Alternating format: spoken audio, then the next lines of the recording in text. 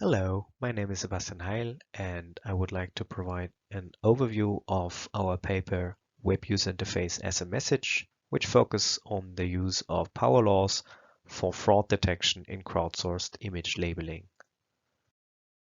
This work is a collaboration between Chemnitz University of Technology and our colleague Maxim Bakaev from Novosibirsk State Technical University. We are working in the domain of web user interface analysis, and there it is often important to know the contents of a web user interface. UI object detection is used in order to derive the location and the types of the user interface objects. In order to automatically perform this detection, typically deep neural networks are used. And these deep neural networks require significant amounts of training data. A common approach to create this training data is by using crowdsourcing and have the crowd perform image labeling tasks. However, the problem with crowdsourcing is quality, because you have a significant share of either low quality crowd workers or even malicious crowd workers. Common techniques for crowdsourcing quality control are ground truth and majority consensus.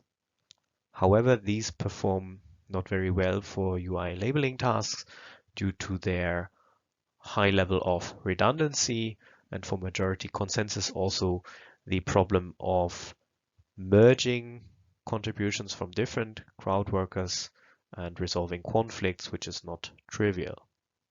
Specifically for image labeling tasks, the time on task metric is commonly used.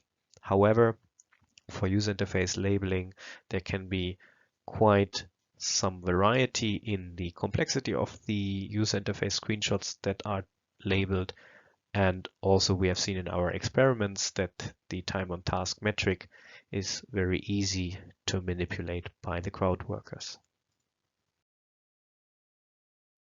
So our idea for this paper is to follow the semiotic view and consider a user interface essentially as a message. For natural language texts, there are characteristics that allow us to distinguish between random texts and real texts. Most prominently, Zipf's law considers the rank frequency distributions of words, and random texts are known to not fit to Zipf's law well. Now, if we can find similar characteristics for the elements in user interfaces, then we could use them for fraud detection in UI labeling. Zipf's law is basically a special case of a power law, and power laws have been successfully applied for fraud detection in other domains. An example in the finance domain is Benford's law for the leading digits. The hypothesis for our paper is that the degree of compliance of UI element frequencies with the power law can better explain the variance in workers' performance for UI labeling tasks than the baseline metric of time on task. To check this hypothesis, we designed an experiment and used our dataset of 500 already labeled UI screenshots from previous experimentation, and we also allocated a budget of $300. With that budget, we went to the Amazon Mechanical Turk crowdsourcing platform, and we used the standard tooling for image labeling tasks, which is called Crowd Bounding Box. The experiments ran for 44 days in the summer of 2020, and the reward configuration was set to pay $10 per each set of 20 completed human intelligence tasks, that is 20 labeled screenshots. The variables in our experiment are the class frequency distributions of the individual workers, and then the Kolmogorov-Smirnov statistic-based goodness of fit to a power law, and as a baseline, the mean time on task metric. We performed manual verification of the results with the precision value being the ratio between approved and all submitted by one crowd worker. As a result, we received submissions from almost 300 unique crowd workers. The crowd worker has completed more than 1,200 tasks and labeled more than 31,000 user interface objects in the screenshots. On average, per each screenshot, the crowd workers needed a little bit more than 10 minutes, so 635 seconds. And we have an overall precision of about 0.442. From that entire data set, we selected our testing set of 20 workers who have labeled at least 10 screenshots. In this slide, you can see the analysis results from our testing set. The diagram on the left is a rank frequency diagram. On the vertical axis, you have the normalized frequency of the individual labels, the classes that were used by the workers, and on the horizontal axis, you see the rank of these labels. Please note that the labels represented by the ranks on the horizontal axis have a different meaning for each individual crowd worker.